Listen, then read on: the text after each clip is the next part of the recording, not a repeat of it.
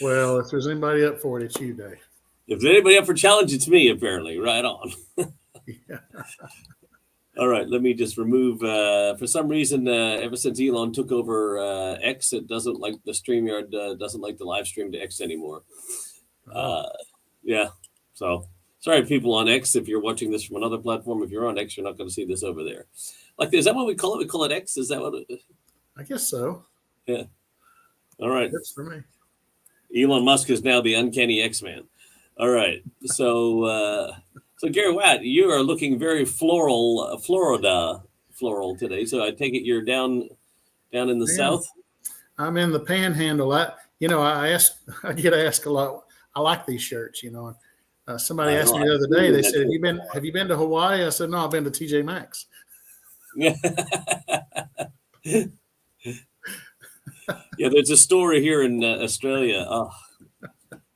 I can't remember what it's called now, but they have the same very bright floral shirts and all that. I like them. All the colors, and I'm sure you wore that while we were down in Florida back in March. Oh yeah, I did. Yeah, it was either when we went for our bike ride. It wasn't the one you spoke in, but it was. I think you wore it when we were going for our bike ride. Yep. Mm-hmm. Might have been on the Monday with a. Yeah. Mm-hmm. Yeah, love that shirt. So, Floral, Florida. You got some weather coming in, Gary? Yep. Got a hurricane coming. So our thoughts and prayers go out to the people on the West Coast and the Big Bend of Florida and all those responders that are gearing up. Yeah, it's always a tough thing with the storms. One thing I found that was very fascinating, we'll get into this in a minute, but because, me, I love the heat, right? So I try to find where can I live in the world where it would always be somewhere between 25 and 35 degrees every day. Because even me as a Canadian living in Australia, I find parts of Australia sometimes too cold for me, which is funny if people think about Australia. It's always warm, apparently, but it's not. But did you know that 5 degrees north or south of the equator, those storms, they stop, they never go past 5 degrees north, or I guess when you're south, it's there's hurricanes north and cyclones south, whatever it is, but there's no storm that doesn't get within 5 degrees of the equator. So long as you're in that band, you'll never have the tropical storms. You might get some winds, obviously, the side effects if you're close enough to that 5 degrees. But yeah, tropical storms, in my research to find the warmest place on the planet to live, and I was always worried about the fact that, of course, sometimes when you choose such a beautiful place to live, that you have to take the fact that there can be these tropical storms that can come along. It's interesting. Yeah. But then my research found that, 5 degrees of the equator, it doesn't happen. So there's a section of the Earth at the global conveyor belt that moves the water. It's like the radiator for the Earth that moves the water around. That it within 5 degrees there. Then that's interesting. Yeah. Yeah. So there you go. So that was just an interesting fact. But we were kind of just saying that sometimes even like in business, you live in such a beautiful place and things can be going beautifully, and all of a sudden a storm comes along. Yeah. And that storm could be a big storm and it can be very damaging. Yeah. But I would imagine now, not that it makes it any easier, but people are better prepared we have better early warning signs, and we're better prepared for when these things happen. Yeah. Yeah. And it definitely helps when you can forecast and see it coming. There's still things that you have to do. Yeah. There's storms that pop up, and storms rearrange the coastline. And in organizations, when a storm pops up, it can rearrange the coastline just a little bit. However, I understand, Dave, that you've got a system. I'm pretty impressed with it, by the way. Thank you. And so is Jeff Hoffman. Hoffman is pretty impressed with it. So I'm going to say that's impressive. Okay. Man that created Priceline.com and we know it is Booking.com down here. Yeah, Booking.com, right? Yeah. Yeah, I think he knows a thing or two about business, and he's been very impressed with your system as well. So it's kind of like, if we're looking at weather and we're looking at storms and organizations, you provide the Doppler radar if you will. Yep. And you help us get things in line. So I'm excited, and I think all our listeners are just really in for a treat. Yeah, and thank you for that, firstly. But yeah, I think that's really cool when you think about it, because also not the early warning, early warnings there, but also the emergency plan, what to do, how to make smarter decisions, how to respond instead of react. Can you imagine an organization where you could respond to things instead of react? I remember when that big pandemic thing hit the world back in March 2020. Obviously, with our clients at the time, I was like, oh gosh, what's going to happen here? Everyone did what they had to do. Nobody knew what was really going on then. But after the dust had settled a little bit here in West Australia and the other parts of the world, definitely here in Australia, talked to some of our clients. Said, like, you guys okay? Everything all right? Because, yeah, you know what? We were able to respond to the pandemic. We didn't have to react to the pandemic. Like, oh, explain that to me. And this, well, because of the evolution as the natural state of their business, they were always preparing for a disruption. They had a plan, obviously, working on 90-day cycles and know what must be accomplished and not worried about how to. And they just had the 90-day cycles. And they said the only thing we had to worry about is, getting our people home safe, making sure our people were safe, getting them home, and that they're all set up. But as far as the business went, we had the culture was already there. We didn't have to put in systems to track our people and make sure that they were signing into the computers. We didn't have to worry about any of that. The fact that we had a trusting framework inside of our organization where we could all trust each other. We had obviously the platform which we use for them tracking their outcomes and the objectives, and everybody had their tactical plans already in there. So people just had to just get home, get safe, get set up, and then get back on the business. So they were able to then respond. And what they were saying is the cool part of having that systematic approach to evolution in their business, the system I think you're referring to, is that they were able to respond, which the difference between reacting to something and responding to something is having time to think. Right? Sometimes when something happens, you have to react. You're not thinking, you're just, hence like this, reacting. But they were able to stop, think about it. Okay, what do we need to do? We've got this. We know our decision-making filters. We have all that set up. All this is in place. Here, let's get our people home safe, and then we can get things moving. And they said that with their ability to respond to it rather than to have to react to it was one of the most powerful things. And for me, it was a very profound moment to understand the importance of having a really good system in place for your organization that is prepared, that keeps you prepared to evolve and stay relevant, no matter what the disruption is. Now, we could never have predicted that was the thing that would be disrupting these organizations. Right. Because, we were working on the premise, Gary, of course, as you're well aware, that every business is under threat. Sure. Right? Under threat right now. And under threat from competitor or shifting in markets or changing consumer behaviors or a new player. It could be whatever it might be. So if you're always evolving to stay relevant in the hearts and minds of the people that you choose to serve, you're setting yourself up for a greater level of success and being able to handle the storm, be prepared to see the storm, to witness the storm. And the storm in many businesses is actually just disruption. Right? There's a disruption that happens. Yeah. Like the taxi companies were not prepared for the storm that came their way. Right. Because they thought they were protected by government. They were a legislated industry. And there was only so many taxi licenses. I'm not sure how it is in other parts of the world, but definitely here in Australia. And then someone came along who created a new model that made the old model obsolete. And then that threatened their industry, even though they thought they were protected. And if you look at, Netflix, things like that, Blockbuster, most popular stories around, Blockbuster knew about Netflix, and was it Redbox? I think was the other one. Redbox. Right. They knew about them, Gary. They knew. And so they were aware of it. Right. So they were aware of the potential for disruption, but they didn't believe that it would happen. And so then they just thought, we're just going to ride this storm. Let's just ride out the storm. Let's just shut our windows and our doors. Let's just ride through the storm and hope that it doesn't tear our house apart. But they were aware of it. They thought they would ride the storm. And when we think about this from an organizational point of view, if you do not have the system in place, you're at high risk. Right? Yeah. Because being aware of it is one thing. Thinking you can ride it out is another mistake. The main part in our organizations, what we need to do is, if we really think about disruption from that, is we want to disrupt our industry, we need to start by disrupting our own business first. Yeah. Right? Yeah. And so, so we always talk about, you have two choices, right? One, you can find a way to put your business out of business yourself, which is actually you just putting your old way of doing business out of business, or you can allow someone else to come along and do it for you. Yeah.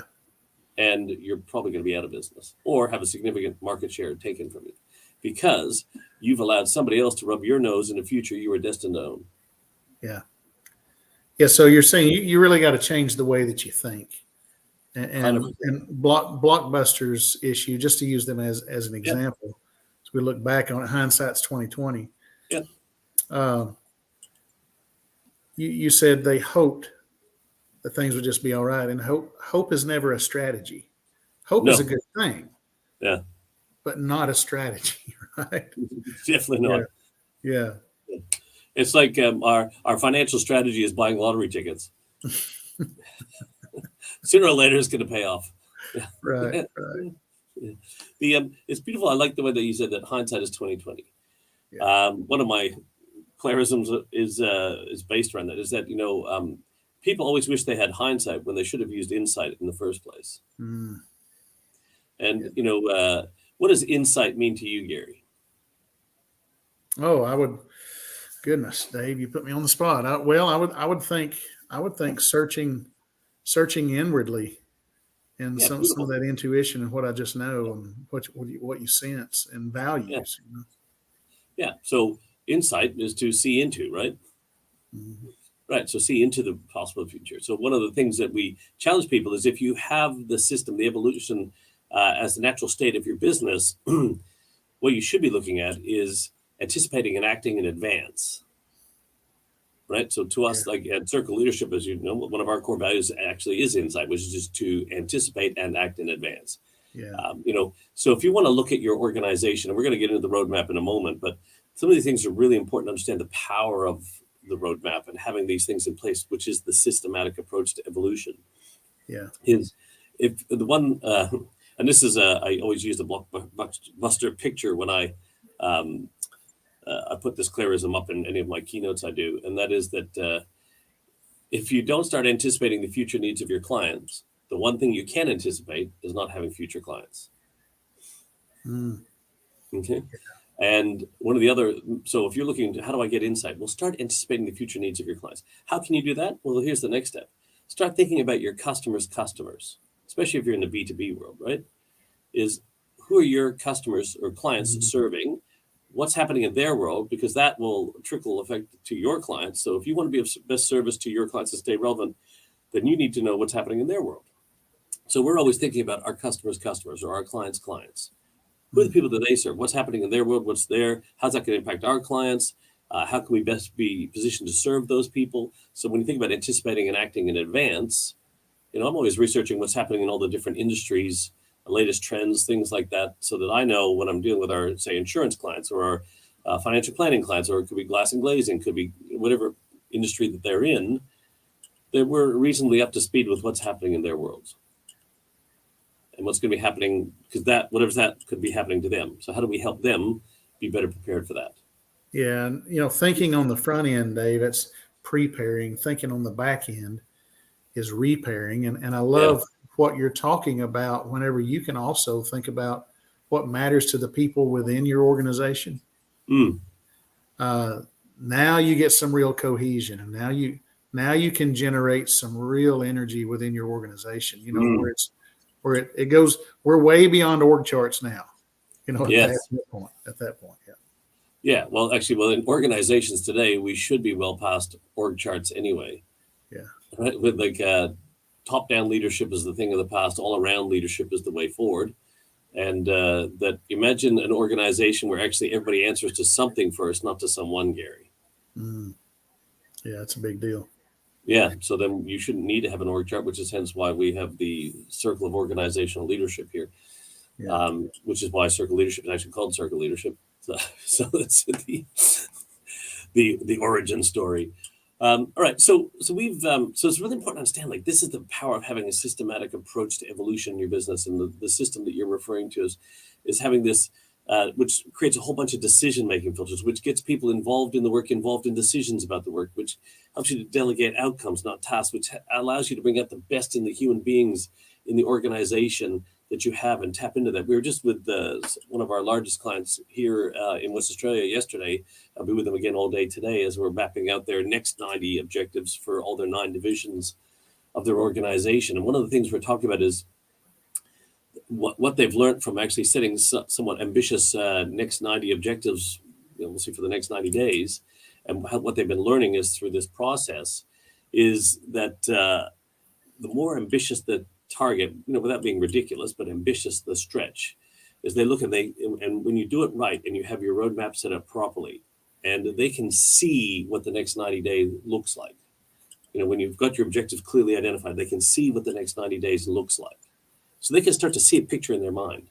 And as you would appreciate from, basic psychology and how the mind works, that mind now sees that picture and like, oh, that's amazing. And it starts to go, wow, what a great picture that would be. And then you open your eyes and you look at current reality and you go, that doesn't look anything like this wonderful picture I just saw a minute ago. Yeah. And so your mind's function is to keep you sane.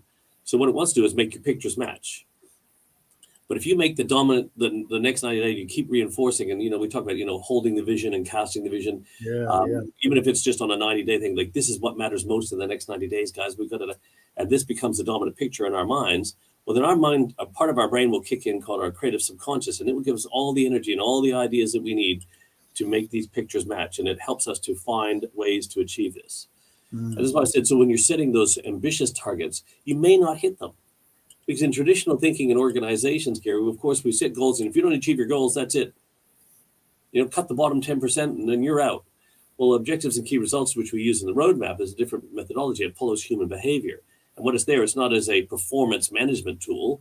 What is there is to be a leadership performance tool. It's like, how do we lead our people into seeing bigger pictures and then tap into all that latent talent and creativity that's sitting dormant in our people and unleash that to achieve these amazing objectives. It ties into the old adage that, let's aim for the stars. And if we miss, we might hit the moon. Like, hey, whatever. Right. We're going to go beyond what we believe to be true or possible, which is why we need to set slightly ambitious targets, because it kicks in that part of the brain. It's more about the psychology of it all rather than the science in terms of the numbers. Yeah. So imagine when you can engage human beings and get their minds and their hearts connected and allow all that human to bring their best self to work. And then while they're there, help them become even more of what they're capable of and do their life's best work and care about them as human beings first and employees second. What could you tap into? What could you create? What could you make happen in your world, your organization? What new ideas? You could lead the disruption in your organization by leading it in your industry, by leading inside your organization, because you've got all these people rallied wanting to make this happen. And because they can see the future of the organization, they can see themselves having a future in the organization. Oh, yeah. Yeah, that's good. Dave, our human bodies, we get better and better as we go. Right? Yeah. I know I do. We get better as we go, but our bodies are always rejuvenating. The cells in my body are not the same ones that were before. So there's always that upgrading. Yeah. And it's quite fascinating, because when people say, are you still the same person you were 10 years ago? I'm like, no, I'm not the same person I was yesterday, because the rate of cells that they reproduce and I'm physiologically not the same person. Yeah. So even in the life cycles that we see in nature, it works the same inside our organizations. We should always be evolving. I like to say we get a result and we adjust. I say, well, you mean that we're failing all the time? No. Even when you're succeeding, get a result and now adjust up. Yeah. Always seek to improve. Dave, I've talked about the British Grand Prix that I watched not too long ago. I've had this conversation with you, but I'll say this. The guy that's out in front, watch any of the races, the guy that's out in front is constantly looking to improve. Yeah. He's in the lead, he or she, whoever's driving the car, in the lead, but constantly seeking to improve. And all of that provides a model, even in our businesses. So we should constantly be evolving, to your point. Yeah, absolutely. And I love when you think about the cells as human beings, so we're made up of a bunch of cells, correct? Yeah. As human beings, right? What's at the center of each of those cells, Gary? The Let's test your nucleus. human biology. The nucleus, a common nucleus. Yeah. Right? Not just a nucleus, a common nucleus. Right. Right? So at the center of every cell is a common nucleus. Yeah. Right? So the purpose sits at the center of those cells. And then what surrounds that nucleus? You're talking about the electrons? Well, yeah, but there's a membrane that holds membrane. Okay, yeah. That guards to protect the Oh, nucleus. yes, right. Right? So then there's your values, which are the guardians of purpose, which sit around there to protect your purpose so that you don't stray from your purpose, to protect it. And so in your organizations, then all those cells all work together because they have the same common nucleus, right? They all work together as this network of independent but interlinked cells to create this most magnificent organism, the greatest organization on the planet, the human being. Yeah. Yet, for some reason in our organizations and business, we create this linear hierarchical structure of who reports to who, rather than actually allowing organizations to work the same way that humans work. Yeah. Which is a network of independent but interlinked cells that all work together with a common nucleus. So everybody answers to something first, not to someone. Yeah. Because we're afraid to lose control. It's part of it. Yeah. One of the things is part of it.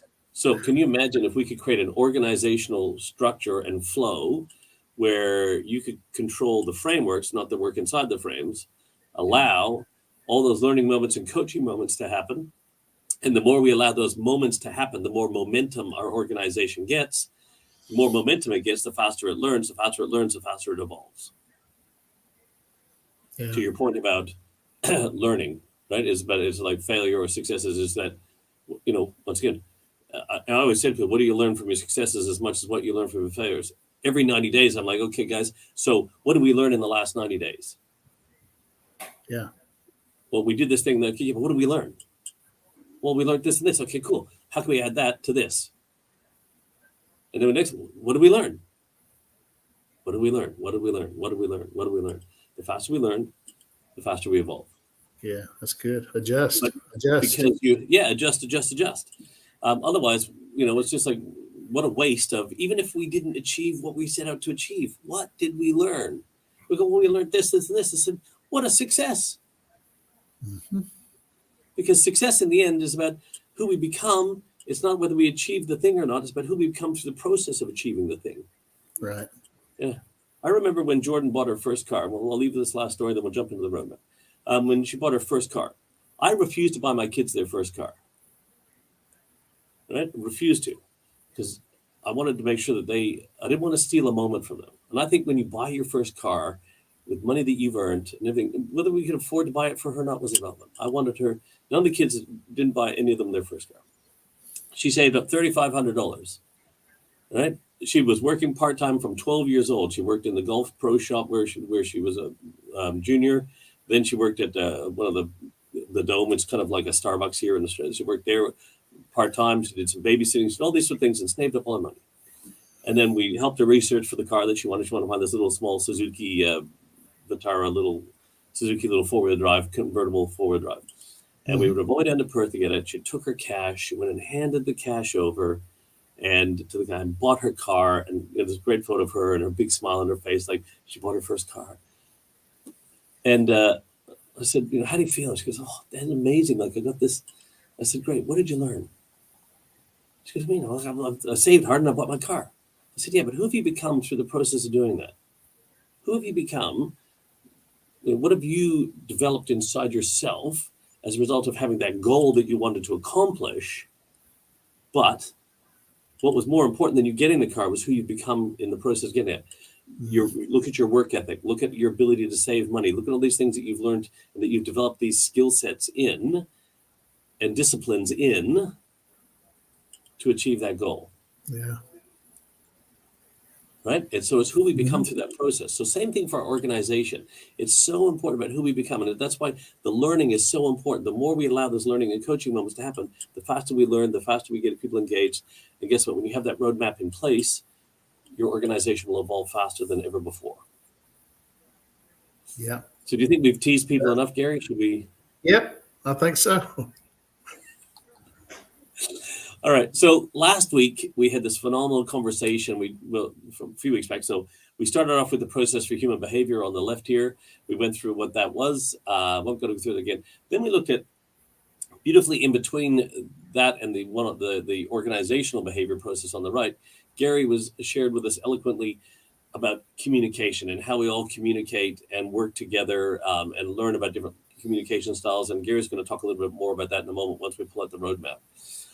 But we looked at the process for organizational behavior. And what we discussed here was the most important thing is that if organizations are just a bunch of human beings all working together for the greater good or some common goal, why should the process for organizational behavior be any different to that what it is of human behavior? And if we want to build organizations as great as the human beings in them, why would we not want to create a process that makes sense to human beings? And also at the same time, what if we could make sense of all these words that get thrown around in business and industry? You know, as we said, that Confucius said that the beginning of wisdom is by starting to call things by their right names. And so we really got clear on what is a purpose, what are values, what is mission, and what is vision. So what are those things? And we really clearly identified those and why then we would have them and where we should be putting them. And so we went through that. And then Gary really got stuck into me about a whole bunch of stuff that we went through, which was really cool. We talked about, how we connect people to purpose and helping people to, create meaningful work and why organizations matter, why their role matter, why it matters to them. And then we talked about, the process. So if you talk about a systematic approach and, hey, Gary, if you look at this, hey, Alonzo's joined in, Gary. Alonzo, the Mexican Jay Leno, he's in town. That's right. If we think about, we talked about the flywheel effect. And if you imagine, instead of actually, being prepared for the storm, what if you were the storm? Right? And you created this effect that we talked about this world when we were talking. Actually, it was quite funny because we were talking about this last week. We were talking about like how it's, imagine if you had the storm that came and disrupted your world, your industry, right? Because someone's going to do it anyway, so why not you? And we say, it's by getting your people right, then getting productivity going, and then getting the performance there. So we go from getting the culture right to getting the strategy right to getting the leadership right. Then profitability ensues from that, and you'll have your best year ever. Then you take that investment and put it back in creating even more greater human beings in your organization. Then you can scale productivity, and then you have higher levels of performance, and then so on and so on. And then you create this upward spiral for your business. And by doing so, you're increasing your capabilities and your capacity. And the reason this system that we have is actually a systematic approach to steady and progressively increasing your capabilities and your capacity for greatness. Right? So the more you increase your capabilities, the more capacity for greatness you have. So the evolution system or process is about becoming more and then being more of that. Unfortunately, most organizations are still worried about being more for more. That's like growth-oriented or growth-focused, which is about being more for more, right? So how do we double down and how do we take our existing stuff and do it for more people? How do we expand our reach? Well, one of the things that we suggest is that you should increase your capabilities first, which allows you to expand your capacity, then increase your capabilities and expand your capacity. Because what it is as you become more, you're going to at least evolve and stay relevant. If you stay in the growth phase at all time, like if you're always just in the growth phase, well, eventually the market can shift or change or something can come along or somebody else will create something that disrupts the market, all these things, which is why your business is always under threat and you're not evolving to stay relevant. But if you make the system of your business, the evolution, the natural state of your business, and then you have growth spurts along the way, you will at least increase your chances of maintaining relevance and you won't grow into obscurity or irrelevance. And then the last thing we talked about was focus, accountability, simplicity, and transparency. How to execute at a far greater rate than you ever have before. And busting the myth that execution is hard. Right? So that's the stuff that we went through. Any comments or thoughts on that, Gary, before we flip up to the roadmap itself? Yeah, I would say I'm really glad that we are in a frame for everyone right now. You know, Dave, if you were going to resize a picture, if you clicked on the top of the frame and just drug it straight up, you would elongate the picture. If you grabbed on one of the sides and moved it to the right or moved it to the left, you would just expand the picture this way. Yep. But to really grow that picture and it be in proportion, you've got to click up in the corner. When you click the corner to expand it, what that does is it engages the bottom line. It engages the bottom line. So the bottom line is who you are. And one of the upward lines is your capacity. The other is your purpose. Here is your leadership lid. If I try to get bigger by engaging my leadership lid and raising it, or just grabbing my capacity and increasing it, or grabbing my purpose and increasing it without focusing on who I am, I'm going to get a very distorted picture. But if I will engage the bottom line, which is who I am, which is what I love about what you're talking about, if I will become who I need to be, my capacity and my purpose rests on who I am. And if I'll expand who I am, then everything else grows in proportion, and it turns into a beautiful picture, such as we are. Floral shirt not included. Sold Yeah. separately.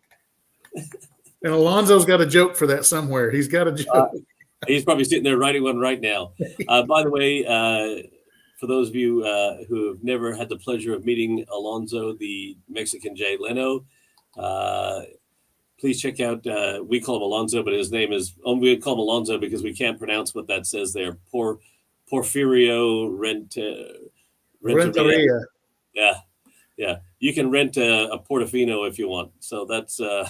he's wonderful. He's amazing. But what he's doing, actually, this when you think about evolving and staying relevant. So as a comedian, I made a very successful career throughout the States and obviously Mexico as a comedian. What he's decided to do is being able to how can I take this amazing talent and gift that I've had for all these years and be of greater service? How can I increase my capabilities and thus have a greater capacity? So instead of just doing... I think it took me a while. But what he's doing now actually is not. He wants to help people to learn from comedy, not learn comedy. He's been teaching comedy as well for a while, but how can we learn from comedy? So as a business person, as a CEO, as a keynote speaker like yourself, Gary, and myself, and things like that, when we go into presentations, how can we learn from comedy? Don't need to learn comedy, but we can learn from comedy because comedians are some of the best, obviously, keynote presenters and speakers in the world. Timing and so he's actually starting a process where he's teaching people how to learn from comedy. Yeah. So check him out; it's really amazing. So, Alonso, thanks, man, for jumping in and sharing the fact that you're here with us and for the great work that you're doing in this world and how you're evolving and staying relevant. Yeah. Absolutely. All right. So like I said, it's really cool to see that. So let's bring up the roadmap. Let's stop delaying the inevitable. All right. Okay. So why is the roadmap not showing up now? I don't know. While you're doing that, I'll just talk for just a moment. Please do. So a good friend of mine, Ken Hartley, he does leadership illusions, and there are lots of companies, they fly him all over for him to do the illusions and teach leadership. Well, Alonzo, our friend, can also do comedy, not do comedy. He will make you roll over laughing. Yeah. He is like comedy personified. And he can help your organization grow by learning the principles that he brings through comedy that you'd never think of because you're busy laughing, but you'd never think of all the things that he does to create the environment for growth. And he can help you do that in your organization as well. So thank you, Alonzo, for what you do, and glad to put that plug in for you, buddy. Yeah, it's what a character as well. So who else would you want to learn that from? Right. All right. So what we have here on the screen is the Business Evolution Roadmap. So this is the roadmap. So he just popped up here. So yeah. Oh yes, those fundamentals. You know, Alonzo, the problem with the fundamentals is they're fun. They're not fun. They're just demental.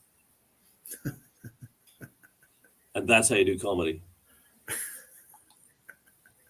Why? Because I'm always going to laugh. That's why I love you, Gary, because you're at least someone who always laugh at my jokes, even how bad they are, you'll still laugh because you're laughing at how bad it was. I'll still Right? laugh.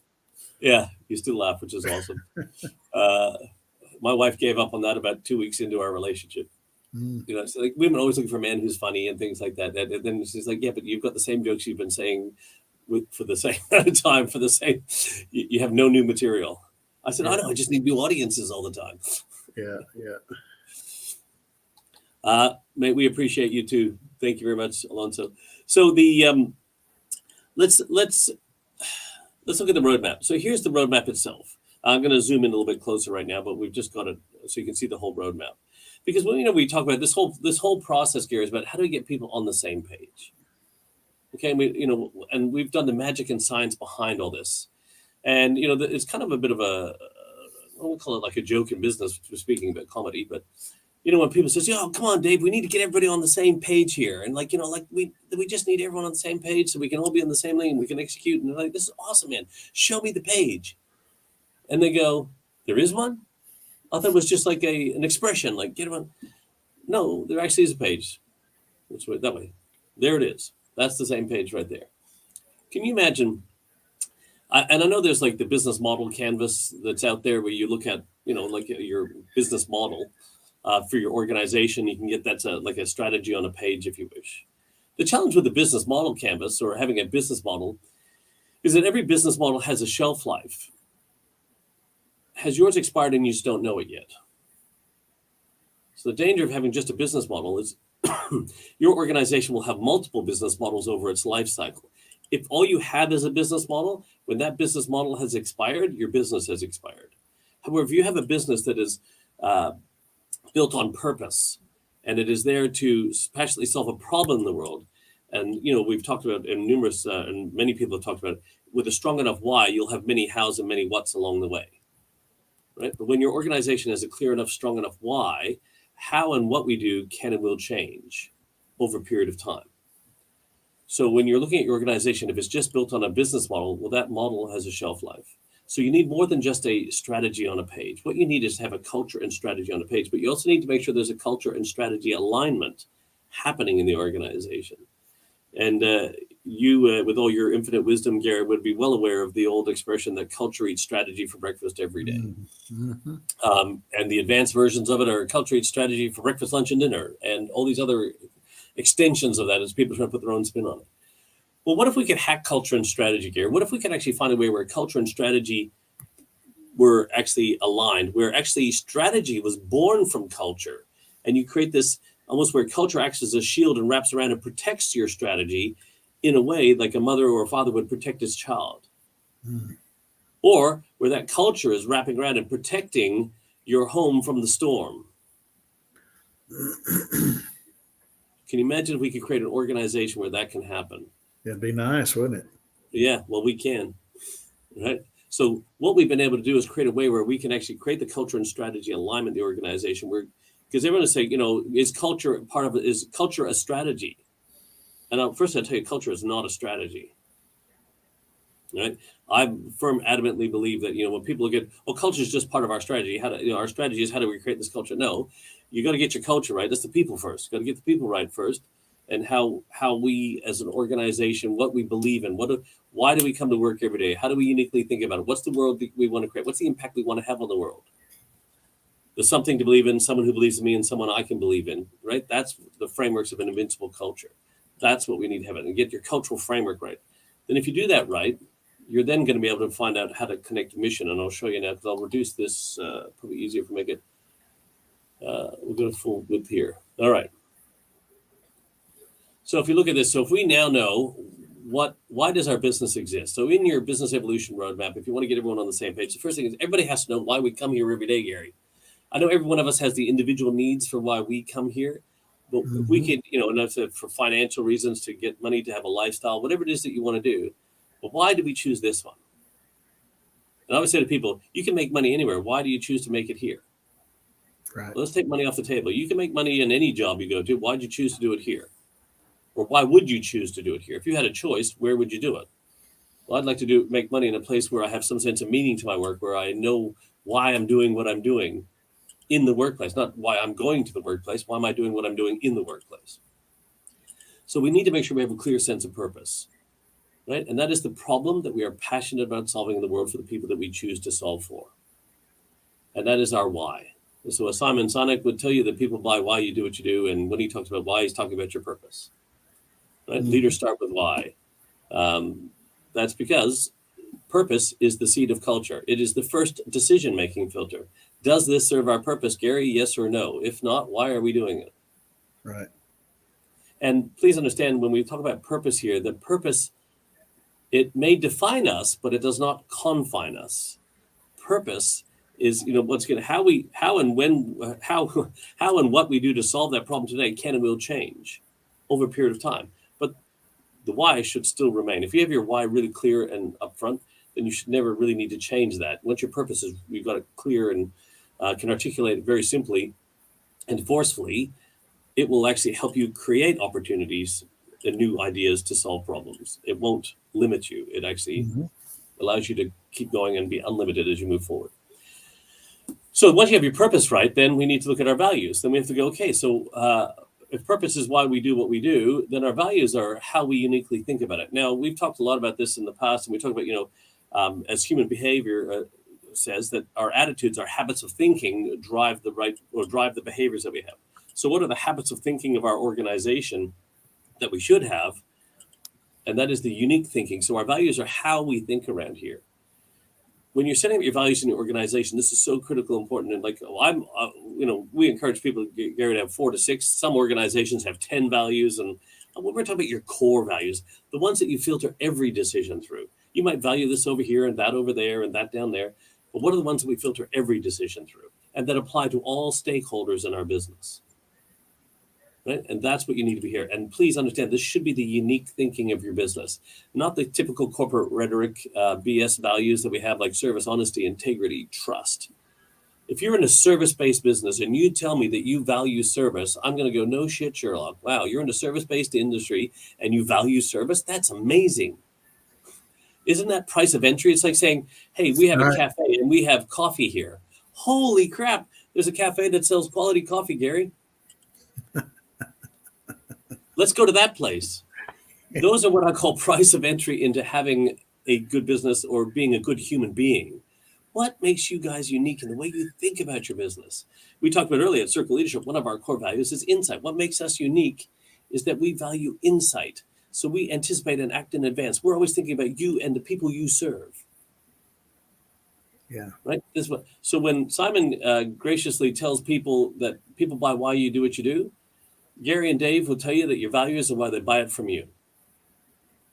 Yep. So please understand that your values are why they buy it from you. So get those right. And then what we find in organizations, and you'd seen this in your experience as well, Gary, when people go, we value this, and then they tell you what it looks like. We do this, we do that, we do this, we do that. Now that all sounds great because, how we think determines how we act. But the challenge we have with that is all of a sudden, you're telling your organization, here's how to think, but also what to think. Right. So basically what we're doing is we're telling you to behave like this. Rather than going, hang on, how do we engage the human mind and the heart and together go, here's what we value, and here's what it means. And then you filter your beautiful experience in that through the lens of that value, and it should tell us how to behave. I don't have to tell you what to do. I'm just going to help you learn how we think as an organization so that you can apply your experience through the lens of that filter and come up with a whole bunch of different ideas about the way we can do things, rather than me just telling you to behave like this. Right. Because otherwise, what do you need me for? You just need robots. If you can just tell me what to do, you should be able to automate that, use AI, whatever it is, because you're just asking for someone to do what they're told. I joke a lot with business owners and leaders, Gary. I'd sit there and I go, how we were always told, Gary, you're paid to work, not to think. You ever heard anyone say that? Oh, yeah. Yeah. Well, I joke these days with CEOs and go, you know what, Gary, you're paid to think. And while you're here, if you did some work, that'd be awesome. Can you imagine an organization would say, Gary, you're paid to think. And while you're here, if you did some work, that'd be cool too. Yeah. Right? We need to tap into that creativity, the curiosity, the imagination, the intuition of the human being, and allow that to express itself in our organization. And that's why we talk about having those frameworks in place so people can freestyle in the frameworks to create learning moments and coaching moments and so on. And this is why we have to have our values right. And then once you've got that, if we go, wow, Gary, if for 3,650 days in a row or 7,300 days in a row, we got up to do this, to passionately solve this problem, utilize the genes of your organization is good. So I'm not quite sure what Alonso's saying there, but I think the gems. I think he means gems. Yeah. Yes. Yeah. Okay. The The gems. jewels. The genes or the human gene. Yeah. 100%. Knowledge is power. So share it. So as we go through this, it's like you sit there and 7,300 days in a row, 20 years, Gary, we got up for this same reason as an organization to passionately solve this problem in the world through this unique lens. And we guarded that purpose with this membrane of these really powerful values. What is the impact of us doing that? What is the long-term impact in the next 10 or 20 years? How is the world going to be different? You said the brains, beautiful. What's the impact we want to have on the world? That's what a vision is. I was on a podcast the other day about the future of teamwork, and I was talking about like inspiring vision. I said, let me give you what I believe an inspiring vision is. And I shared him the Circle Leadership, the 90 million story, which I've shared with you before, Gary. Oh, yes, very good. And he's just like, wow. And I said, that's what a vision. A vision is a picture of the world that's far greater than all of us combined and something we can't accomplish alone. And it speaks to the impact we want to have on the world because our organization existed over an extended period of time, right? You want to work out what you, Alonso, I went to public school. Public school in Mexico, right? I went to public school too, mate. I feel your pain. So that impact that we want to have over an extended period of time. So imagine if your business didn't exist. What would the world miss out on, Gary, if it didn't exist? What would the world lose because you didn't do? Right. And so you can almost look at them, well, wow, this wouldn't be happening, that wouldn't be happening. It was great. So that's what you want to see to have happen in your world. All right. So once we know that, now here's the exciting part. Once you have that vision clear, so we now have our purpose, our values, our vision. We have something to believe in. We all know why we come here. We have values that we can be empowered to make smarter decisions. So we have a leader that believes in us and is empowering us and giving us responsibility and trust to do the things that we need to do to be able to think for ourselves, right?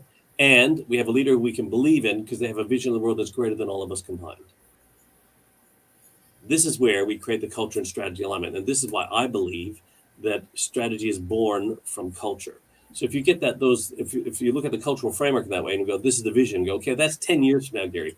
10 years from now, we see this world. And we go, here's where we are today. And we go, okay, great. So where we are today and where we are in the world, this is the world we want to create. Here's where we are today. All we have to do is say, in the next 3 years, who do we need to become as an organization to start creating that world? Because if we look at our organization today and we go back 3 years ago, is your business the same today as it was 3 years ago? Right. Probably not. Will your business be the same in 3 years' time as it is today?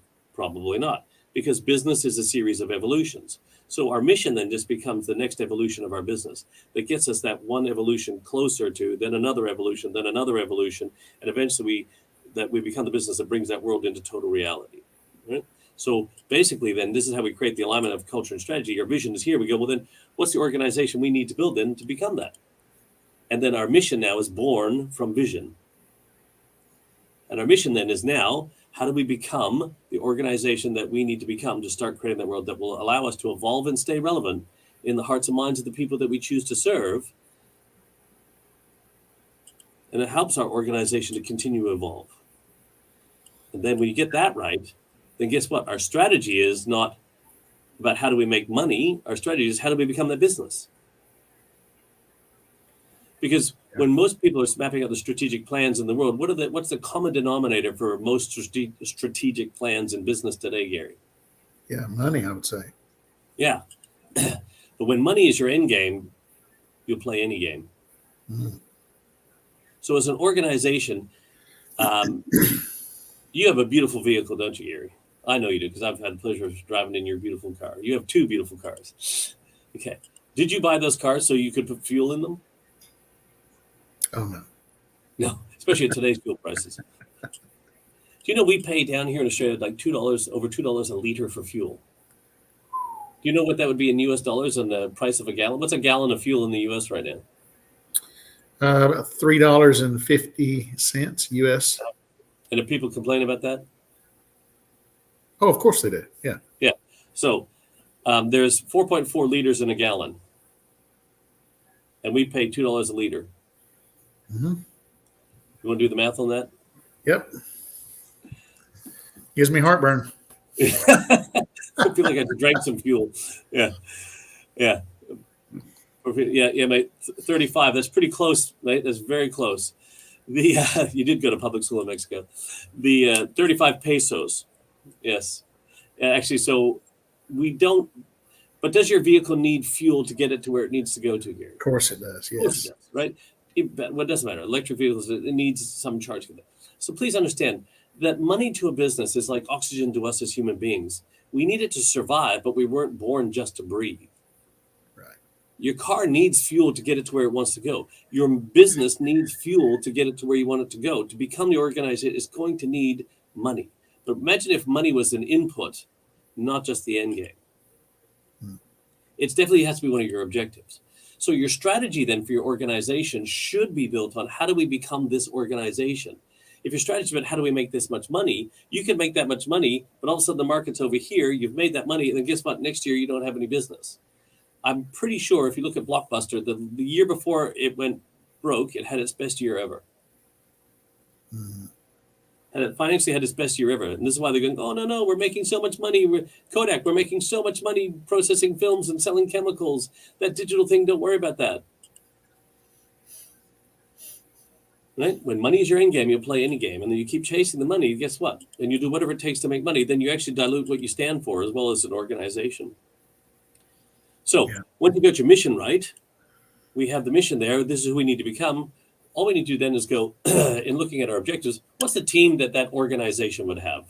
So in 3 years' time, what team would we have if we had that business?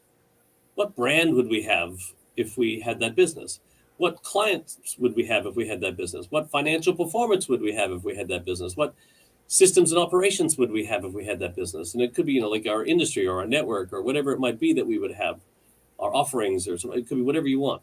But you sit there and you start to map out what would that organization look like. We must have, in order to show that we become this organization, we must have this team, we must have this brand, we must have these clients, we must have this financial performance, we must have this systems and operations and something else. Yes, stand for something so you don't fall for everything. Absolutely, Alonso. When you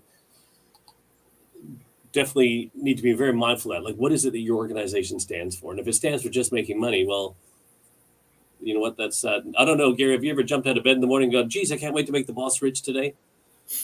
I don't know any employee on the planet who jumps out of bed who does that. If I'm the boss, it might be a little different. Yeah. Well, or if like you and I, our bosses are actually our beautiful wives. Yes. I want to enrich life, not just be rich in life, right? Yeah, that's right. So if you start looking at this, our strategy then should be, how do we become this organization? You start to think about the team it would have and what must be accomplished. Because what we're starting to develop here is not only reimagining our strategy for our organization, but how we think about strategy for our organization so that we can actually build an evolution-based strategy. And this is what we're talking about, the system. This is the system. How do we make sure that our organization is constantly evolving? It's steadily and progressively increasing its capabilities, thus its capacity for greatness. And it starts with getting the mission right. Once you've got that mission right, missions used to be these 25-year statements that sat up on a wall, Gary, in a frame, like our mission is this, and we must become here's the mission for the bank that I used to be a part of. Our mission is to be a strong, results-driven bank dedicated to the people of West Australia with a deep commitment to deliver superior value through a skilled staff working as a team.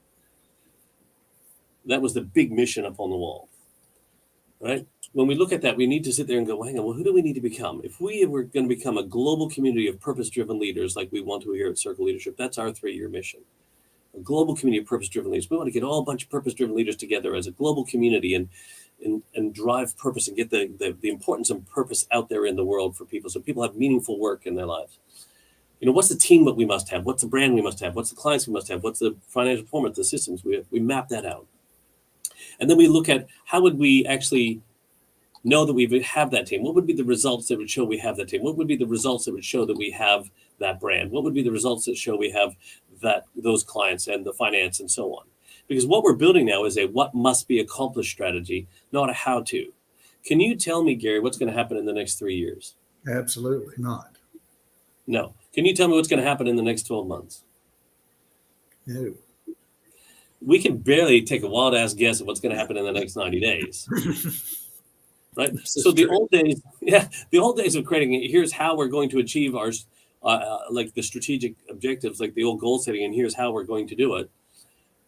How-to strategies are we only do how-to every 90 days. What we work on is a what must be accomplished strategy. How and when we get there are arbitrary. What must be accomplished becomes mandatory. How and when we get there is arbitrary. The problem that we have most organizations today is that taking a new way of thinking and trying to put it into their old way of doing. Yeah. It doesn't work. Yeah. Right? And they wonder why it doesn't work. Right? So we need to have a new way of thinking that causes a new way of doing.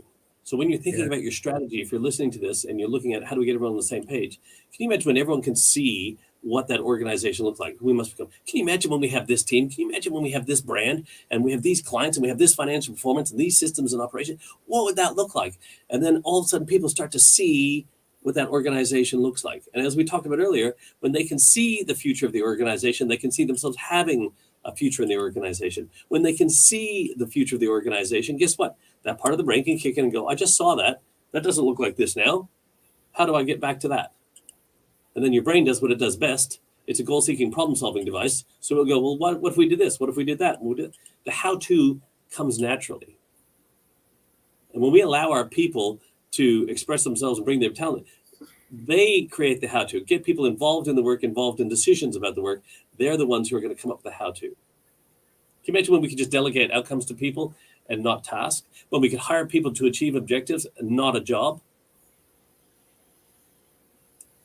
This is how we evolve our organization to stay relevant. We attract the greatest talent in the world we hire them to achieve objectives, to achieve outcomes, not tell them what to do. Steve Jobs made it very clear to us many years ago, Gary, we don't hire people smarter than us and tell them what to do. We hire them smarter than us so they can tell us what to do. Yeah. But the problem is we don't have a framework or a system in our organization that we feel safe to allow that to happen. Right. So they don't take the organization somewhere else. But when you have the frameworks in place and you can control the frameworks, you can allow your people to freestyle in the framework and create learning moments and coaching moments for yourself and your team and get all that momentum. And when you look at that in 1 year and you go, well, if that's the team we need in 3 years, what's the team we need in the next 12 months to be on track for that? What's the progressive capabilities that we need to have here that will allow us to have that team there? What is the brand we need here that will allow us to have that brand there? What is the client that we have here that will allow us to have that client there? What is the financial performance we need here to have that financial performance there? And you start building your evolution strategy about what must be accomplished, not how we're going to do it. Then you get right down to the last 90 days and you go, well, the next 90 days, you go, what are the 3 things that matter most? In this next 90 days, yes, we looked at all 6 across the annual, but in the next 90 days, what are the 3 things that matter most? How would we know we've accomplished those? And then we start to get our teams go, guys, this is what, gals, this is what the next 90 days looks like. Can you see that? Yeah, awesome. Okay, great. Here's how we're going to measure that. Tell us how we can do that. We don't have to debate what must be accomplished. We get everyone engaged in how we're going to do it. And when you do that, you have it all mapped out where everybody is on the same page in your organization. You know, Dave, there's a lot of organizations that I've been finding that have pieces and parts of this. But, you know, anytime there's a gap, that's going to create competing interest. Yes. Right? And competing interest. I love this. Competing interest is the catalyst for a defective culture. And culture grows. Mm. So you have to have the catalyst and you have the environment that supports it over time. Mm. So that recipe doesn't care if what you put in it, as long as the environment supports it over time, it's going to grow. The good news is we have the opportunity to put the right catalyst in place. So instead of competing interest, whenever you don't have gaps, now you've just empowered yourself to have completing interest. So now, Dave, you and I are in the same organization. We're all on the same page. And we're serving something that's bigger than us. Mm. And because we're serving something bigger than us, Dave, I'm part of something bigger than me. So now it's not me against you, it's us for this. And it changes the whole dynamic. Oh, But there's a lot of organizations that, when you think about levels of awareness, Dave, people, nearly 99.99999% of people, they're doing the best they know how with what they have. I had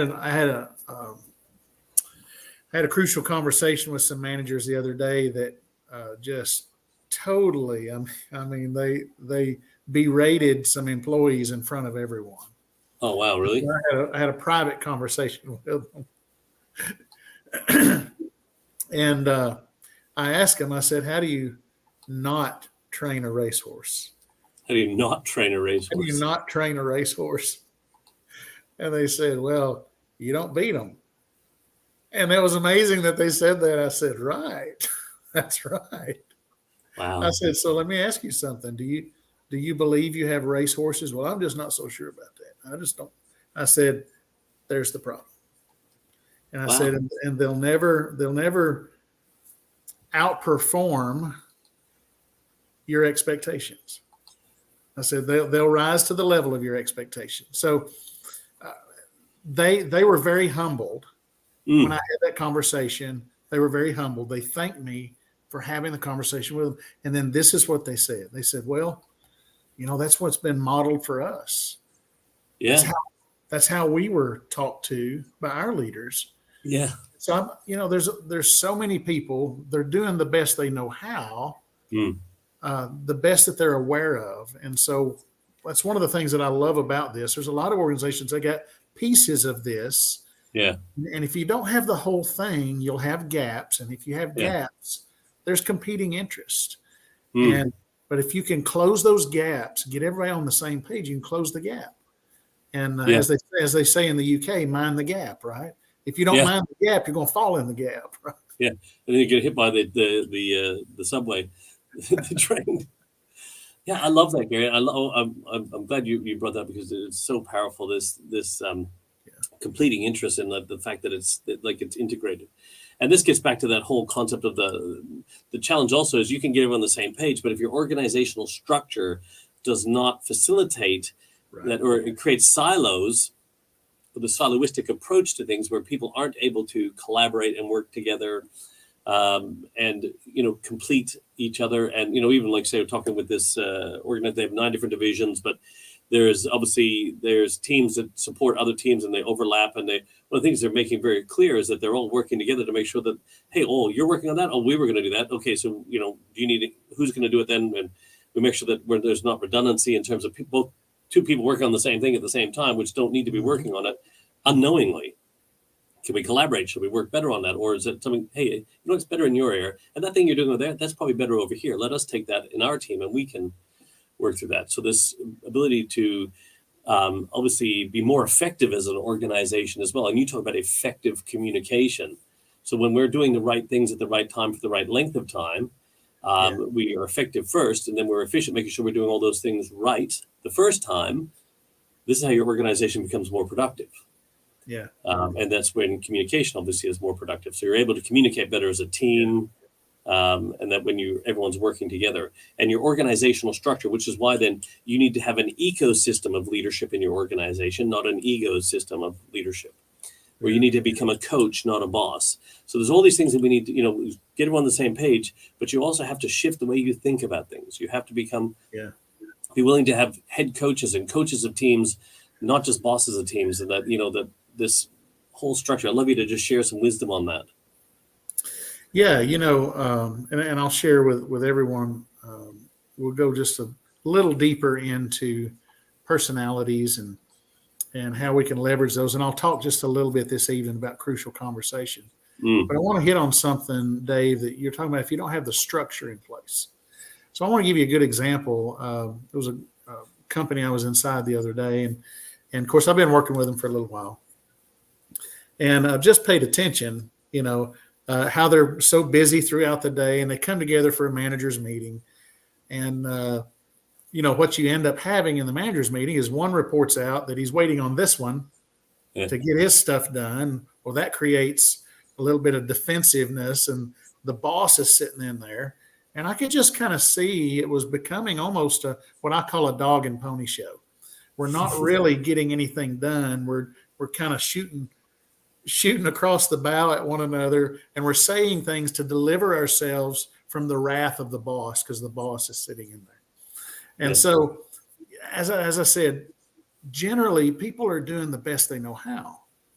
And so I just gained an appreciation that they're all so busy through the day. None of them were talking. And in the last 10 minutes prior to coming to the meeting, they're just trying to get their stuff together to have the meeting. Yeah. Right. And they're doing the best they know how. So I shared with them each individually. I went to each one of them individually. And I said, there's nothing wrong with you. There's nothing wrong with anyone. I said, what I perceive is you have a flawed system. I said, well, what do you mean? I said, well, you have a system that as it's operating, you all are coming to a meeting to tell on one another.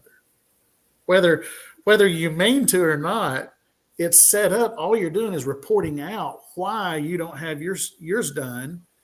And it's because you're still waiting on this person, but that's because you are not talking.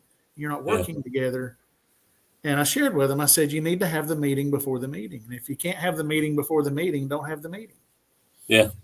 You're wasting more time by having the meeting. So I just cast a vision. I said, what if, and I called off the different managers, what if you took 15 minutes every morning and you work together on whatever issues, whatever challenges, whatever loops need to be closed, and you make sure that you're all on the same page, headed in the same direction.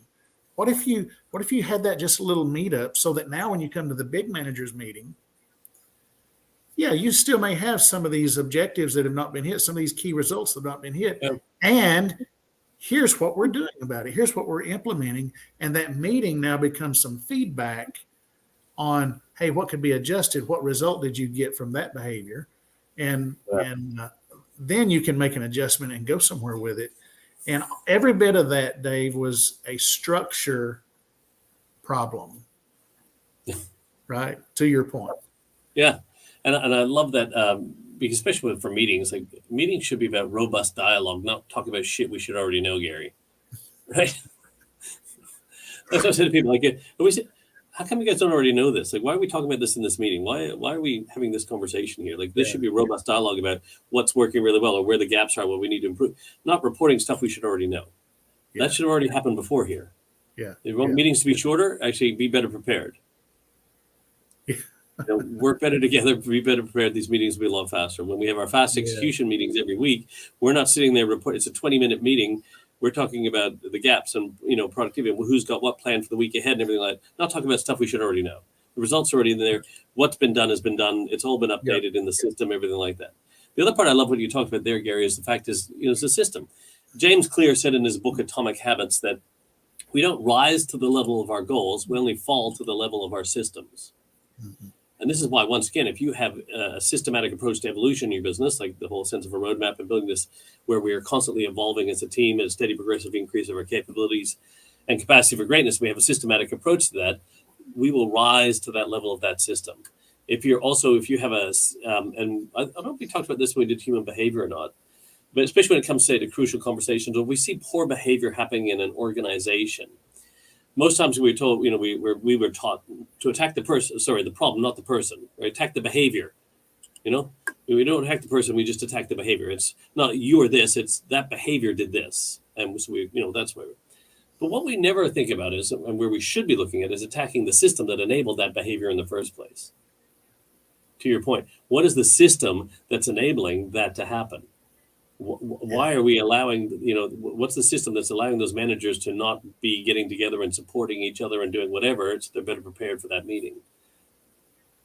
So we need to attack the system that enables the behavior. And also the cool part of this, when you have everybody on the same page and you have your values right and everything like that, 80% of communication problem or conflict in the workplace is just a breakdown in communications or people having those competing interests, right? Rather than completing interests. Yeah. We're all here for the same reason, but we're still competing against each other internally. Well, then, I know everyone's here for the right reason. We all want to achieve this is great, but we might have a difference in opinion in how we do that. But when you have your values right in your organization, you can sit there and go, if Gary, you and I are having so Gary and I, we're having a conflict right now. And like, Gary, you're this and you're that, and it's you versus me, right? Okay, it's me versus you, Gary. It's you and I versus each other, right? Well, that's what it is, it's right? So it's me versus you. However, if we said, hang on, Gary, look, let's look at this through the lens of our values as an organization. And one of the things that we value at Circle Leadership is wisdom, which is learned from experience. I guess if I really was looking through the lens that you have so much experience in this space here, I should have been actually a bit more open to learning from you rather than thinking I knew what I knew, and I should have been a bit more open to that. And, also because of, we value insight, which is to anticipate and act in advance, I should have been better prepared and set up for this conversation we were going to have. So I apologize for that. And then you go, hey, Dave, you know what? Because, we value simplicity, which is freedom from complexity, I probably should have looked at a simpler way of actually laying out this process and stuff like that. And because of, we also value clarity, which is a profound understanding. I should have learned more about your situation, had a much richer, deeper understanding what you're dealing with. And so we're having this debate through the lens of values. But guess what? All of a sudden it's become you and I versus the values, not you and I versus each other anymore. Mm-hmm. So now, instead of us being conflict in the workplace, it's us looking through the lens of the values and going, hey, it's us against the values. Because they're the guardians of our purpose. They're there to help us make smarter decisions. They're telling us how to think around here. And if I actually just took a moment and go, hey, I should have done that. Let's find a better way so we can work better together and complete each other. You complete me. Yeah. Let me do that. Yeah. So you can buy the round of golf next time we're together. 100%. I'm in. I'll vote for that. I'll vote for that. If we get Alonzo in there, we'll have some cigars as well. Right? Yes. Well, we don't have to have Alonzo there to have cigars as well, Gary. Yeah, but we can enjoy them so much better when Alonzo is there because holy. Yeah. A cigar and his humor, man. Oh, it's like Jay Leno and George Burns had a baby. And Alonzo, if you're still listening, that's how you do comedy. That's crazy. That's crazy. Hey, Dave, you want me to share a little bit? Let me share a little bit. Yeah, please go ahead, man. Go. Okay. I won't take very long. As soon as I figure out how I'm going to share, what I'm going to share. Let's see. A window. Nope, it's not showing up. Let me see if I can get it. I might not be sharing anything. You know what I'm saying? You're welcome, Alonso. Okay. Alonso and I will just do some comedy on the side here. We'll just warm up the crowd while you're getting your presentation ready. Yeah. It did this to me last time. It like when I go to share screen, yeah. There it is. There you go. It always takes just a minute. Okay. Let me get up here, and I'm just going to start on this slide. Is that all right? Can you see it okay? You want to set it on presentation mode, or you want to? Yeah, I'm happy to. There you go. Beautiful. Okay. All right. So in organizational behavior, it's all human behavior. And we can have all of the systems in place, and all of that's wonderful. And we know that there's still those little bumps in the road of trying to understand the people that we're working with. And we say, or put up with the people that we're working with. And now there's so much, there's 5 generations in the workplace today. And so there's another element that comes into play. First time in history. What's that? First time in history there's been 5 generations in the workplace. Yeah, it's pretty amazing. So and this, what I'm going to share with you all is it can help you so much. And so DISC, the DISC behavioral analysis came into play by William Marston in 1928. Now, prior to him was Carl Jung, and that's where we have Myers-Briggs. And all the way back in the times BC here with these 2 gentlemen, Empedocles, Hippocrates, they were also studying human behavior, and they found basically 4 different segments, and so did Carl Jung, and so did William Marston. And what we found through that is that people are different, but they're predictably different. And what I'm going to share with you, just a little bit, I believe is really going to help you. And then I'm going to talk a little bit about crucial conversations. So there's really 2 things that I need to know about someone, and then I'm going to know where they're communicating to me from. And I like to say it that way. And we'll go a little deeper on that in a moment, where they're communicating to me from. But they're either outgoing or reserved, or they're task-oriented or people-oriented. Those are the 2 things that I need to know. Now, those that are outgoing, many times, if you get in a room with people, you'll typically be able to pick out the ones that are outgoing. They're typically talking, and maybe they don't stop. They're just talk. And then there'll be those that not talking as much, kind of to themselves, and that's easy to pick out, that they're outgoing and reserved. But what I want to really share with you that I think is very insightful is that the outgoing and reserved is the speed in which we process information. Because think about it, when people are talking, they're processing information, they got somewhere they want to go with it. And those that are not talking, they're typically listening, and they're churning that information. They're filing it. It's the speed in which we process information. So you can listen to Dave, and you can tell he processes at the speed of light. I mean, it's just, there's so much, right? And that's outgoing. Then there's the other part that we need to know is, are they more task-oriented or more people-oriented? So a great analogy, if I were to say our niece, who we love, surprised us the other day. There was a knock at the door. We opened up. There she is, and she spent a whole week with us. If the reaction is, "Aw," that's a people-oriented reaction. If the reaction was, "Really, how old is she? Where did she visit from? Oh, where is she going to college?" That's more task-oriented, because one is feeling, people side, the other is facts. Okay. And so that's a great example of task-oriented versus people-oriented. One more quick one. My wife is more task-oriented. I'm more people-oriented. We can be laying in bed at night, and I'm thinking about something that Dave has said, and I'm laughing, and I'm just talking about, "Oh, Dave, he's so much fun," and all that. And that's because I'm people-oriented. There's that relationship that I'm thinking about. My wife is thinking about, "I got this done today. I forgot to do this. Oh, I need to remember this." And she'll pull her notepad out of her pajamas, and she'll make her notes. No, she'll be sitting there going, "Gary forgot to do this. Gary didn't do that. Gary hasn't done this yet. Gary still has that to do." Yeah. So there's the difference. So if they're outgoing and task-oriented, they're dominant personalities. And results are what matters to them. It's the task, and they just want to get it done. So results matters. If they're outgoing and people-oriented, they're the influencing personalities, and an enjoyable experience is what matters to them. And that's why I have such an affinity for Alonzo. Okay. He creates an enjoyable experience. If they're reserved and task-oriented, they're the compliant personalities, the C personalities. These are your engineers, your surgeons. And I'm so glad that they pay attention to the details, because that's what matters to these personalities, is the details. And if they're reserved and they're people-oriented, they're the steady personalities, the S's. These are the nicest people in the world. And affirmation really matters to them. Mm.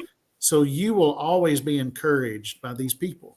They're natural born encouragers. So you have those that get results and those that want to party and have a good time, those that are encouragers, and then those that are very detail oriented. Okay. And so you're not going to get much by the C personalities. They catch my youngest son is a C personality, and our conversations, I'm an I personality, so I'm just kind of hitting the top of the waves. And he'll say, "Well, Dad, actually," and he'll correct me. Why? Oh, Because being correct is important to him. Okay. yes. Okay. So there's an example. I'm going to go So through these. before you get in that, can you just go Yeah. back to that slide? Yeah. So you talked about task oriented being facts and people being feel. Mm-hmm. What's the outside layer of outgoing and reserved then? Is there the same thing for that? Like as you start working your way out, so is there one for outgoing and reserved? Yeah. Well, it's just the rate at which they process information. Yeah. So, but if it's an outgoing person, is that because when we're task oriented, you deal in facts. If you're people, you deal in feelings. If you're Yes. outgoing, is that experiences and reserved is there a word outside of those like you have outside of the other two, facts and feeling? Is there words outside of outgoing and reserved? Yeah, that's a good question. I really haven't. There probably is. I just really haven't thought into that. But what I have recognized is the pace in which they make decisions, Right. and so therefore in how they do business, Mm-hmm. and all of this works in sales as well because your personality it's a reflection of your perspective and your preference. Mm. Perspective and your preference, and so. The dominant and influencing they see the world at a very fast pace, and the C's and S's they catch the details along the way because they don't let everything speed by. The C's don't let the details speed by, and the S's don't let the relationships speed by. They solidify bonds with people very, very much. Right. Okay. So rapid and gradual would be the words outside of those. Okay, wonderful. Thank you. Yeah. Yep. See, we think better together, don't we? Yeah. Yeah. Yeah. Well, I'm just drawing it out here because I'm thinking, oh, that's really cool. So, like when I'm thinking about people, I'm rapid facts or rapid feeling. Yeah. There you go. I'm kind of I'm ID, like ID Clare. Mm-hmm. And then if I look at my wife, for example, she's gradual facts and gradual feeling. Okay, that's great. Yep. Yeah. So I'm just thinking that I'm just trying to help my marriage here. That's all. So I'm thinking. It's wonderful. So notice the D styles. Just a couple of things. I won't hit all these, but they like being in charge, decisive, direct. So in how they communicate, you might think it's rude. They don't think it's rude. It's just direct, right? And when I learned that, it helped me connect with D's a lot better. D is my lowest value, and let me, since I've said that, let me just say that we all have all four. So yes, we're all multiple personalities. We all have all four, and we see through one lens predominantly. So your ID, you're a blend, but your I's highest, and your D is probably almost equally as high. Okay, because these first three, very, very close. Yeah, these first three, they fit you very well. Likes being in charge, decisive, direct, all those things. The higher the D, the more active they'll be in trying to overcome obstacles. The lower the D on the graph, and if you take one of the assessments, you'll see what I'm talking about. So just imagine the volume of that perspective and preference being turned down some. Then you start getting closer to this C. Okay. If the D starts trimming down, it's coming down here and starting to grab some of this perspective and preference. Okay. Now, what we love about them is, hey, they'll lead out. They instill confidence. They're risk takers. They're the ones, hey, follow me. And we're like, okay, yeah, follow this guy. Right on. He's got it going on. Now, what can drive us crazy? These are when they get in their blind spot, because all of this is a perspective. If I stay in my eye and I don't consider your perspective, which means I need to listen, right? If I stay in my eye, then I'm going to drive you crazy, and you're going to see here in a moment how that would happen. Uh, but what drives us crazy is that tends to dominate too busy, workaholic, can be indifferent, difficulty saying I'm sorry. But notice the negative trigger. This is very important. Being taken advantage of. Okay, so when I'm talking with a D, I know this. So I'm using language opposite of their negative trigger. So I understand that accountability is going to be big, that reliability, that loyalty is going to be huge. I know that. So I'm going to fortify your faith because I know that that's going to engage your positive energy, and that's what I want to engage, not your negative energy. And you know how I said that D's like to be direct. S's not necessarily, because they're trying to provide stability and harmony. So being direct can feel very awkward to them. Well, I learned D is my lowest. S is way higher than my D. And so I could experience some of that awkward feeling. But I learned that when I know that I'm talking to a D, if I'll just be direct and just say it, they actually appreciate it, Dave. Yeah. It's pretty amazing. So the I's, now this is where I is my highest.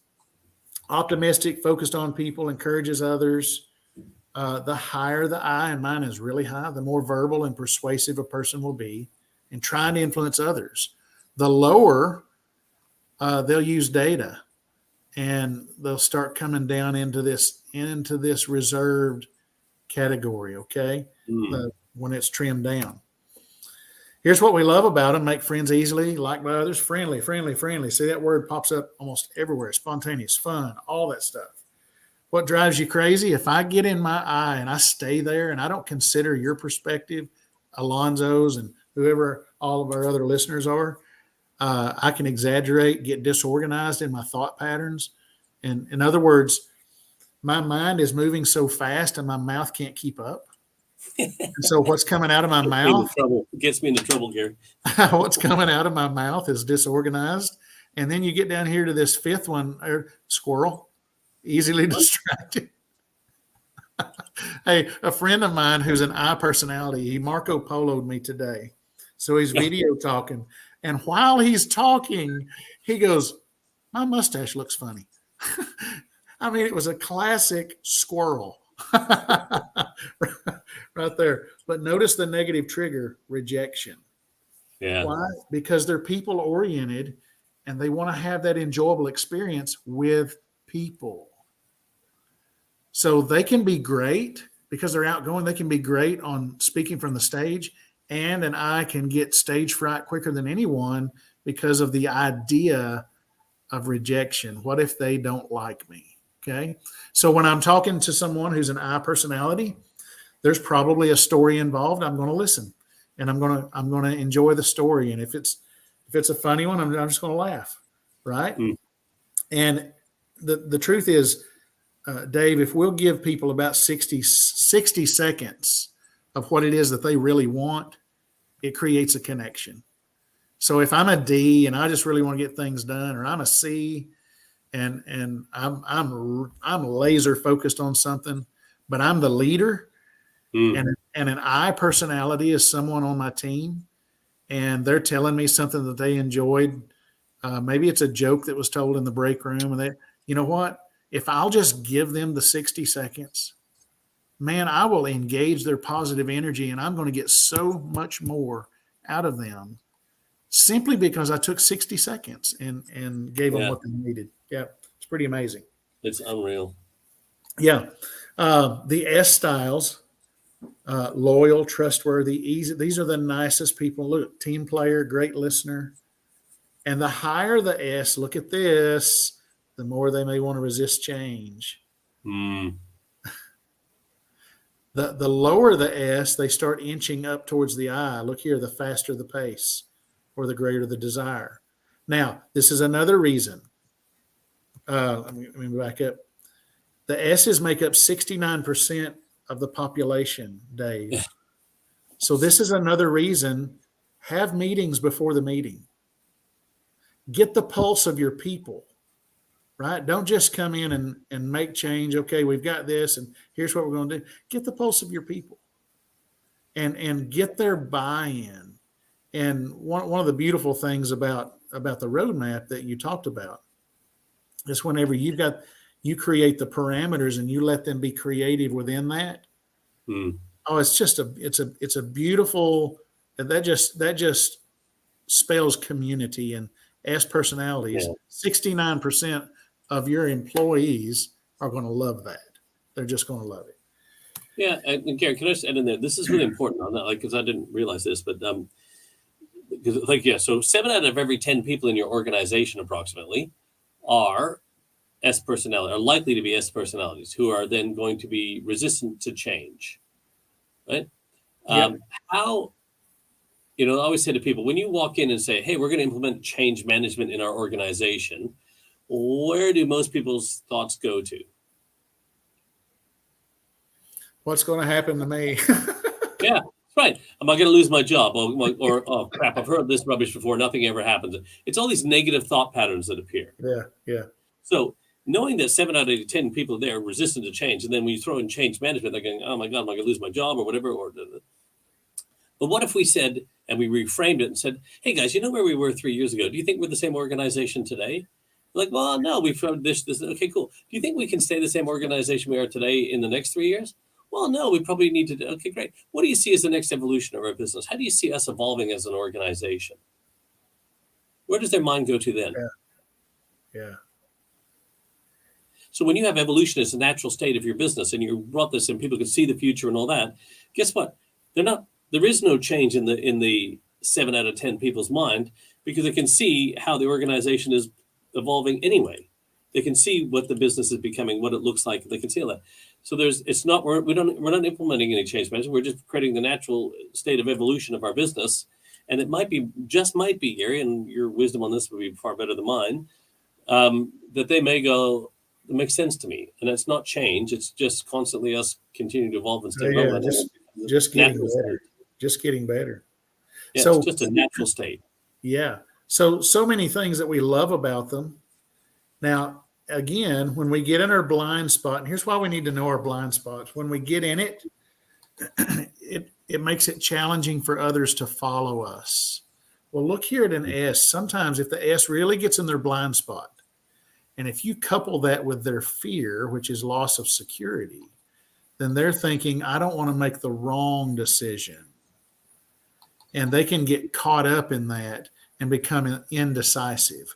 Now, that's going to drive a D crazy, because the D is like, just make the decision. Let's go get something done. Okay. Yeah.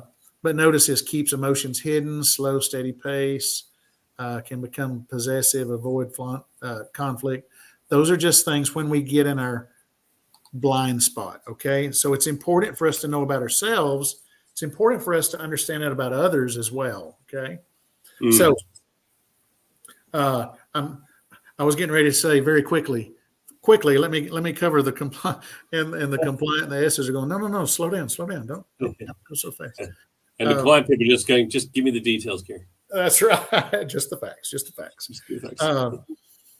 Compliant. Look here, seeks perfection. Now listen, all these are good things, right? Yeah. Analytical, needs the facts, organized. Thank the Lord. The higher the C, the greater the tendency for them to be compliant with rules. And the lower, the more they'll seek independence. In other words, they're task oriented, but the lower this is, they start graduating up towards the dominant. Okay, is what we're talking about there. Now, what we love is the fact that they covered the details. They didn't miss anything. Aren't you glad you have them on your team, right? They're logical, self-disciplined, organized, all those things. Now, they can be critical of themselves and others. They can be not people-focused, non-demonstrative. Now, what we're talking about there is not much expression on their face. I used to think that meant they didn't like me. And why did I think that? Because in either their negative trigger is rejection. And the truth is, it wasn't that they didn't like me. The truth is they were processing information. That's why they didn't have any expression on their face. Okay. So let me take just a moment, share about some crucial, I'm going to give some tools for crucial conversations. Okay.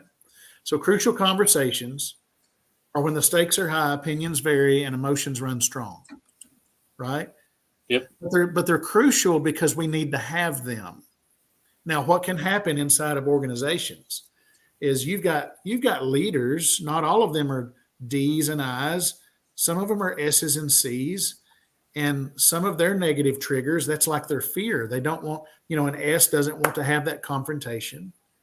A C doesn't want to be criticized. And so maybe they're coming across as critical to others simply because they don't want their operation being criticized. The D's don't want to be taken advantage of. And so they might dominate the conversation and say, well, this is how it's going to be, simply because they're serving their fear. And then the I's may just want to dominate the conversation, and the conversation is not on task. It's something to do with how they want you to like them, because they're trying to fend off their own fear of rejection. Okay, and so emotions run strong, and we have to watch out for our own negative emotions that come into play. Okay, now I said that because I wanted to share this. 7 levels of awareness. Okay. I'm not going to dive deep into this, but you said this earlier, responding versus reacting. Yeah. Everything else in between is thinking. When I get in my fear, Dave, I'm right down here. I'm down in this reaction. When I'm in my fear, I'm thinking lack. I'm thinking something that I'm going to miss out on or is going to be taken from me. And I am way down here. And when I'm tuned into my faith, I'm up here. I'm not talking religion. I'm talking just fear or faith. And everything else in between is thinking. Okay. So there's the thinking of that everyone else does. Then I begin to realize, hey, there's something for me. There's more for me. And then now it's available to me. Then I take action on it. And now I have an experience. What is that word at 3, Gary? I can't. Aspiration. Oh, aspiration. Okay. Yeah. Yep. So it goes from. From animal to mass to aspiration. Okay, there's something for me. Individual. Now I'm heading in that direction. Now I take action on it. Now I've had an experience. Now let me give you an example. Well, I'll do that in just a minute. Let me take you to this next part, and just remember that I shared that about the thinking and the experience. Okay, so here's some strategies for crucial conversation. You want to focus and you want to ask yourself, what is it I really want and what is it I want to avoid? I know I've got to have this conversation. Okay, so, and focus is really important. And I'm going to give you what I call the 3 C's of focus, which is consider, contain, and challenge. Here's what I mean. Let me give you an example. Dave walks in the room, his eyes meet mine. He doesn't smile, he doesn't speak. He walks straight past me and goes into the next room. Now, my fear of rejection gets engaged, and I say, man, Dave must be mad at me. And then if I let that emotion stay there long enough, then I say, oh, Dave thinks he's better than everyone. Okay? Now, but I need to focus. Okay, Dave and I are going to have a conversation now, and I need to focus. Let me consider. Could it be, Gary? Do you realize that your main fear is rejection? Well, yes, I do realize it. So let's consider Dave for just a moment, and let's contain our emotions, and let's put that on the shelf.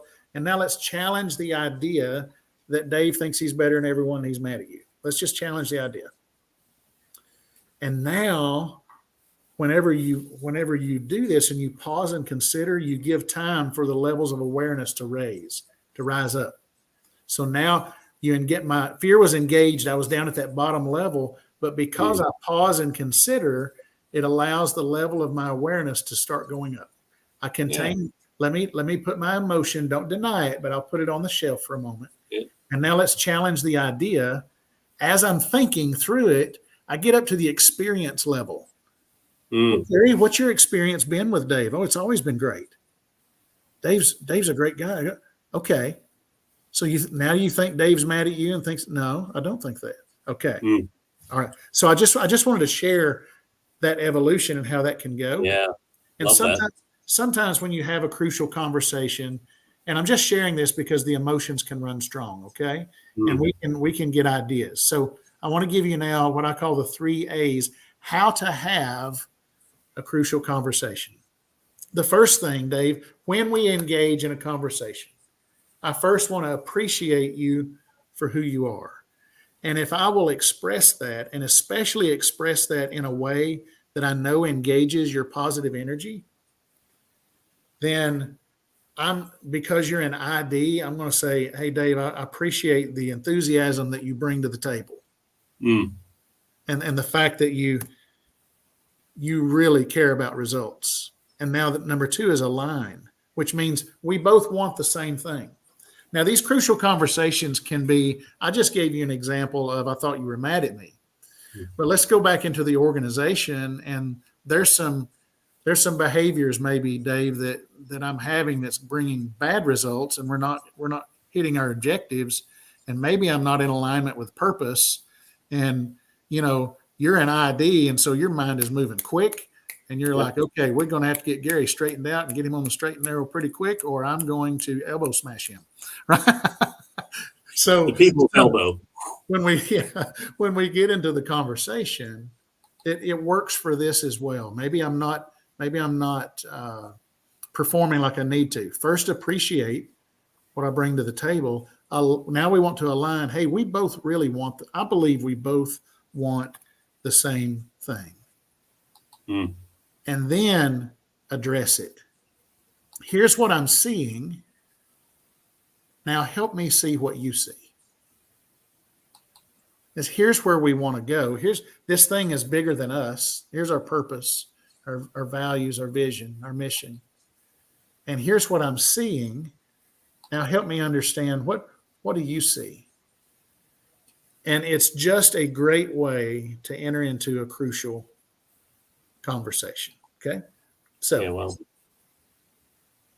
and as my wife, the retired school teacher, would say, the end. Yeah, I love that. I've seen a lot of people, talk about crucial conversations and stuff like that, but the way you've just simply articulated that is beautiful, because, as we're looking to get everyone to move, on that same page, get everyone on the same page, and then move forward and start to evolve that. Because once again, no different to that is, as we set the mission of the organization, and that's the evolution of the business, well, we go, hey, all of us here built this business. Now we're saying we need this business. Well, then who do we need to become to build that business? And we're going to need to evolve in that. And so that whole level, we need to become more self-aware about and aware of each other. Even group awareness as well as self-awareness, to be able to help everyone, because we want to build a culture where everybody's lifting everybody up, not one where it's pushing people down, right? Yeah. So I think that's really powerful information you've just shared with everybody about, getting on the same page. But if you cannot communicate effectively as a team, if you cannot understand each other as human beings, what makes you tick, what ticks you off, as well as what makes you tick, what ticks you on and what ticks you off, it's important that, and I love that. And how can I give, make sure that you, if I know well about you, that your fear of rejection, mine is somewhere between that and being taken advantage of. I'm probably closer more to fear of rejection as well. That let's say that I'm well aware of that. That I go, well, hey, how can I make sure that Gary feels that he's appreciated and that I'm not rejecting him? Even though I might have many other things on it. If I look at it, I'm just imagining the rest of our team, of course, so with Lisa and Jordan and Payne and yourself, and then going, start looking at that, go, well, hey, and I even relationships. I look at my kids. So looking at Mitchell, for example, like he would be somewhere in that compliance, much like your son. He would be pretty much in that space. Mm-hmm. And same thing, like he's very, like we're playing a game. Like if you don't play by the rules, well, that's not fair. They're not playing by the rules, Dad. We've been playing cornhole, and one of our friends who's not very good at it, the first time they played, their foot's ahead of the line, and they're throwing. No, foot fault. Right. Yeah. It's not wrong. It's absolutely 100% correct. But for me, I'm just sitting going, let's just have fun. We're here. It's not like we're not playing for sheep stations. It doesn't matter if that helps them have fun and enjoy the game. Who cares? but that's not the rules. Yeah. But understanding that helps me to work better with them and understand that, like, hey, the rules today are we're here to have fun. Yeah. Winning and losing is irrelevant. It's just about having fun with a bunch of friends here together. Those are the rules today. Okay, great. All right, let's play. Yeah. And there's not a right or wrong. It's different. No, there's not. It's different. Yeah. And the ideal team is a D, I, S, and C that respect one another. That's an ideal. That's an ideal team. And where the problems can come in is we don't understand one another. Yeah. And so, the D's are like, I ain't got time for this, because I got things to do, places to be, And the ideal team, Gary. The S's are like the little on Dory, the little puffer fish. 42 Wallaby Way, Sydney. I think the ultimate team is a D, I, C, and 7 S's. That's good. Your team of 10. If you're having a team of 10 people, make sure you have 1 D, 1 I, 1 C, and 7 S's. You need and each of these beauties, you need all of them. Like rules are important at times, and so you need someone, like, especially if you're in an auditory situation, or you have a highly regulated industry and things like that, financially, you'll need somebody who's very compliant or oriented. And then there's times in business, Dave, some of the most successful are risk takers.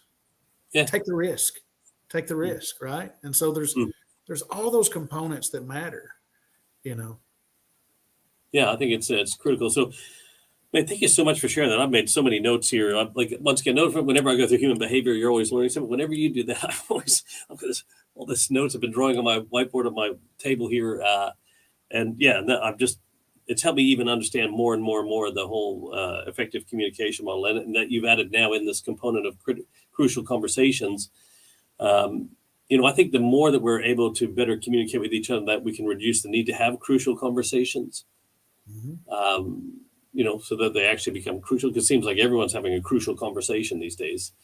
Perhaps it's because we haven't got the right framework. We haven't got the right system in place that supports people and enables them to bring their best self to work, thus causing all these situations and problems and workplace harassment, stress, bullying, anxiety, all these things that we're suffering from in society through work today can all start to be reduced if we help people understand that they have something to believe in, someone who believes in them, and someone they can believe in, and that we all understand how each other works. We understand how to communicate better as a team and as a unit, and move as a unit of one.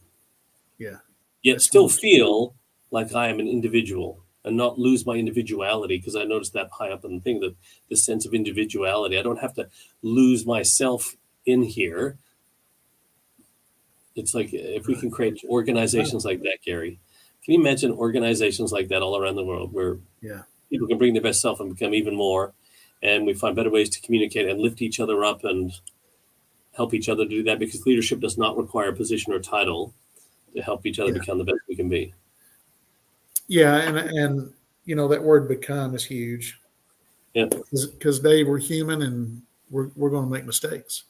We're going to make the wrong choice, the wrong call, and we're going to butt heads sometimes. And if I can have a space for grace, and first I need to have it for myself. And when I have it for myself, then I can have it for others as well. And that part is huge. And then that allows us to learn. We got a result, right? And now we can learn from that. And we'll take it to another session, but that defining success, that's a workshop all in itself, Dave. Success is the progressive realization of worthwhile, predetermined personal goals, Gary. Well, I'm just saying, it's a workshop. It's definitely a workshop. All right. So thank you, everyone. We're going to set up a date for a full-on looking at this and to be able to present this in, at much a high level, and make it more workshopping for people to participate in. We're going to actually lay it, like say, actual proper workshop We've done the deep, rich dive into the science and magic and science of human behavior and organizational behavior and effective communications and crucial conversations and the same page itself. What we're going to be putting on in the coming weeks ahead is actually a workshop where we're going to actually workshop with people. You better jump online, join us, and we'll break it into sessions. We'll actually start workshopping through some of these things to get you actually to start using these tools and starting to develop this for yourself and your organization. So look forward to putting that event on, and probably towards the end of September. We're just going to finalize some dates for that. So about 3 or 4 weeks time, and we'll get that all set up. It'll probably be as soon as I get back from hanging out in Melbourne with Jeff Hoffman. So Can't towards wait the end. Can't wait to hear about that. Yes. So yeah, very excited about that. Gary, as always, thank you so much for your presence, your time, your gifts, and your shirt. Well, I appreciate you, Dave. I feel very bland compared to right. sitting next to the vivacious Gary White.